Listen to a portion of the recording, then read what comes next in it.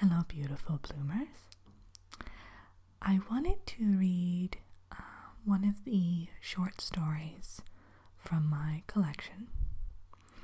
This is actually not in the collection per se. This is a bonus short story that I released just beforehand. If you're interested in receiving the weekly short story and the audio companion content that comes with it, please check the description box for a link to the page. Essentially what it is every week I send you a short story along with the link to a playlist, and this playlist is updated essentially with all of the audio companion content, which is a cozy chat, which kind of talks about the inspiration for the story, a audio narration of the short story, and then also a role play that goes along with it. So there are a total of 10 sets of those because there are 10 short stories. We are already at this point, as of January 30th, which is today. I just uploaded the 5th short story, and we are headed into the 6th. So if you're interested, just check the links down below, and I'll leave all the info there. So here is the bonus short story. Hope you enjoy. The Rosebriar Cottage, a Tales of Feathered Things bonus short story. I wake up every morning to the smell of lavender drifting through my window. The second rooster crows. The first is much too temperamental. Then I prepare a cup of tea and a slice of wheat toast with just a dab of butter. Today happens to be my birthday, though, so I'll treat myself to a spoonful of raspberry jam. I've had so many of them that you'd think the charm would have worn off by now, but I still look forward to it every year and start preparing the week before. I'm referring to the birthdays, of course. I could take or leave the jam. I savor the last sip of honey tea and slip into my favorite summer dress, the one that floats around my knees when I walk. Then I make my way outside, not bothering to lock the door behind me. After all, my Rosebriar cottage is tucked deep inside the woods. The closest neighbor I have is a family of squirrels that resides in an old oak, and I don't think they're brazen enough to try to break in. I'll only stay out for a while today. It will take at least an hour or two to bake the cake, and I wouldn't dream of making my annual visitor wait for a piece. She isn't the patient sort. A few years back, I saw a unicorn among those redwoods over there. No one in the village believed me when I told them. They said it was preposterous, that unicorns never come this far north in the spring. Then again, I'm just the crazy woman who lives alone in the middle of the woods. Who could blame them for thinking that I told tall tales? There was even talk of me being a witch. Little did they know that my cauldron had been sitting idly for as long as I could remember. I must admit that was mainly due to the fact that the dragonfly wings were very hard to come by these days. The local apothecary closed a number of years back, and the insects are too quick to procure on my own. As any practitioner will tell you, their uneven wings are the main ingredient in just about every spell, potion, or brew. A subtle grin comes to my face when I remember my visitor again, who will be here shortly. I make my way back to the cottage and start preparing the chocolate cake. She would expect nothing less. One year I tried to appease her with a lovely yellow sponge, but she wouldn't have it. She said that birthdays aren't a time for half measures, and it isn't a celebration unless fudge is involved. I can't say that I disagree with her. I spend the afternoon tidying up, even though I know everything is in its place. I so rarely have visitors. I want to make sure that everything is just right. My mother always told me that being a gracious hostess is the 8th virtue.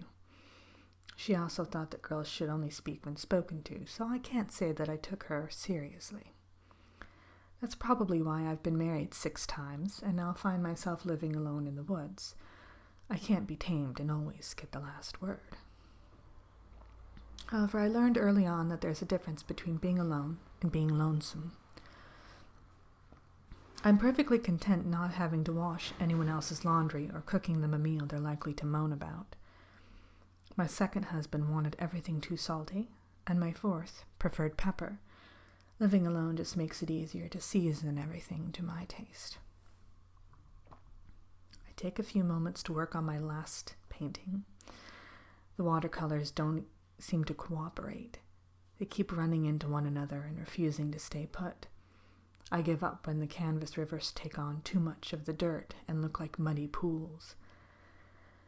I won't be trying to sell this one in town. My paintings used to fetch a pretty sum. As a matter of fact, a man once offered me my own gallery. I prefer to sell them one by one, though, and choose who takes them home myself. The thought of something I created collecting dust on the wall of some stuffy mansion makes me shudder. At 7 o'clock, I hear the sound of hooves in the far distance, as expected. A knock on the door quickly follows. There she is, dressed all in white with a lace shawl. Her sterling hair drifts down her neck and back and curls up around her face. She greets me with a smile and hugs me warmly. She's wearing the same perfume as always, tinged with jasmine and orange blossom. I invite her in and ask her to sit by my fire. A chill has settled into the air, and the mists have started to fall around the cottage. You should do something about that ivy, Clara. It's starting to take over, she says. I shake my head and laugh. I was wondering what her yearly complaint might be. My guess was the broken fence post outside, but the ivy did cross my mind. On one occasion she mentioned the state of my gardenias. Apparently they were too beige for her liking. I hope that you've had a good day, she carries on. Has anyone else paid a visit? Why would I want anyone else to visit? I reply with a smirk. They'd just give me presents that I'd have to pretend to like, and then they would eat all the cake and leave me to clean up afterward. We both sit down in my comfy armchairs facing the hearth and drink our apple cider. It's silent, as per usual. Ours is a sort of friendship that doesn't warrant words. The quiet is comfortable, and the song of the swallows nesting in the woods turns into the serenade of crickets. Are you going to offer me a piece of your famous chocolate cake? She wonders aloud, after a sufficient amount of time has passed. I serve up a sizable slice. Any smaller and she'd ask for seconds, any larger and she'd accuse me of Believe me, it took years of practice to figure out the perfect portion. She eats it slowly, enjoying every morsel, and then dabs her mouth gracefully with a powder pink. I know this is probably just a formality by now, she says, but what would you like for your birthday? It's the same thing I want every year, Flora, I give my reply. I want another year in Rosebriar Cottage without aging a day. I thought as much, but I had to ask. She smiles. It's done, Clara. She gets up from her chair, slides back on her shawl, and hugs me again before stepping outside.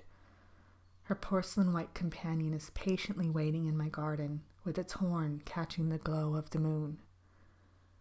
I'll see you next year, she reminds me, as she carefully gets onto the saddle. Thank you for coming, I yell as she gallops away. I've baked 278 cakes for my one true friend. She's never forgotten my birthday, nor what I did for her all those years ago. A bit of friendly advice, my dear listener. If you should ever happen to be wandering in the forest and come across a unicorn stuck in a bear trap, help them. You never know how its owner will repay you for the kindness. Oh, and try your best to believe a crazy old woman when she tells you one of her tall tales.